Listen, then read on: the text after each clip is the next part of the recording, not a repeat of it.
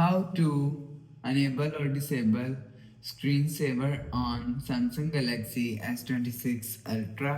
So let's start the video. First of all, go to app library. Now here, so click on settings app. Now in setting, scroll down and click on display. So you will see display is here, so click on display.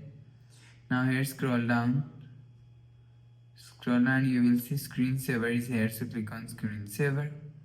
So if you want to enable screensaver, so select feature from here, so you will see screensaver is enabled.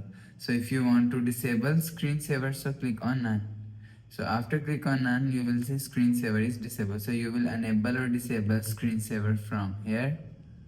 So after the process, go back to home screen, refresh phone. So that's how you can enable or disable screensaver on Samsung Galaxy S26 Ultra. So if you like the video, please subscribe. Thanks for watching.